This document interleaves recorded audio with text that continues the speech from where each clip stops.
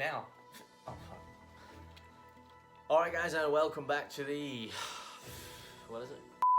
The Fearless Training Weekly News Bite. I'm just fucking with you. Alright, with your host, as always, Alex Connor. Now let's get into it. Sleep. Yes, that's right. Sleep is your secret weapon and you don't even know about it. So let's first visit some of the key benefits. Now, there is a list longer than our arms combined. However, I'm going to give you the ones that you're probably most interested in and that are most prevalent. So, stress relief. Definitely gonna be worth it, especially at a time like this. And stress is not just mental stress, it's also physical stress, right? Because stress is the biggest killer. Diseases, anything like this, it's all stress on the body, and we want to help alleviate that as best we can. Most of us are too stressed anyway. Focus and mental clarity, giving you the focus, okay, and the clarity you need to complete the tasks that are most important to you during the day before you fatigue mentally. You only have a finite amount of actual concentration and decision-making skills through the day before they deteriorate significantly. Build muscle and lose fat. Oh, wow. Well, that's something we all want to do. Hey, do you want to build muscle and lose some fat? Yeah, I want to build some muscle and lose some fat. Do you want to do that? Yeah, of course I do. Who's going to say no to that? So, of course, if you're on this channel, that is some of your main goals. So you probably want to make sure you get your sleep so you can build more muscle as efficiently as possible and also reduce body fat, okay, especially if you're in a cut. Disease management. Again, very appropriate for the current situation. If you want to reduce your risk as much as possible of catching any diseases, COVID-19, any flus, any symptoms, anything like that, you want to make sure you get good sleep. Now, there is research as well which correlates to the increase of coronary heart disease and a lot of other diseases also. Now, if you want to find out more about that, make sure, shameless plug, you head over to my podcast and you listen to one of my recent conversations with Dr. Michael Gradner, where we go through a lot of that in far more depth. Sex drive, well, yeah, libido will be up. Again, sleep helps you regulate all the hormonal activities.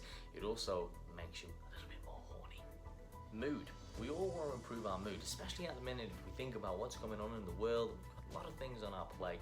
We want to improve that as much as possible. So, again, get your 8 hours of quality sleep. The immune system. Once again, we want a strong immunity, especially if we're training. We're constantly impacting that central nervous system. We're bringing it down.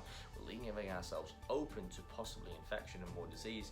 Therefore, we need sleep to help combat, repair, and rejuvenate our body so we can fight through the day. Now, a couple of quick tips before I go on improving sleep, really quickly. Limiting blue light, so again, reducing screen time at night or any blue natural light from screens during or obviously prior to about 1 to 2 hours before bedtime. You want to really reduce that and just reduce overall light in general and start creating a darker environment. Cool the body temperature. Might be a cold shower, making sure that your bedroom is a cool place. It's not too hot. Make sure you've got, regular airflow in there. You might need to use some aircon or whatever it is to cool that room down, cool your environment down, ready for sleep, so your body can regulate that temperature. Screen time. Not just for the blue light this time, more for the old noggin. So if you're watching something that's, quite stimulating to the brain, your brain's going to be ticking over, etc. at night, and that's just going to make it even harder for you to calm the thoughts down and actually enter into a deep, relaxing sleep. Reading, again, I know you might not be a reader, but reading before bed, again, seems to slow the mind down. It seems to take your mind off other things and it slowly makes you drowsy. It's kind of like counting sheep. If you're going through the words on the page, unless you're someone who just gets really into the book, but generally it's going to take you away from the screen time. It's still going to give you some stimulus, and you could also get some valuable knowledge into that noggin before you go to sleep. A clean, comfy bed and environment.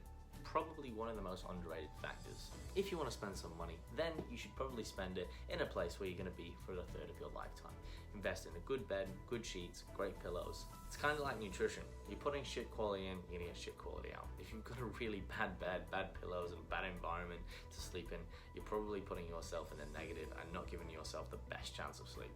Snoring, sleep apnea. If you find you're snoring or your partner always says you're snoring, or you're wearing a Fitbit or something like that where you're tossing and turning, it might be worth going and get a sleep test, okay? Seeing if you do have any sleep disorders and doing what you can to rectify them.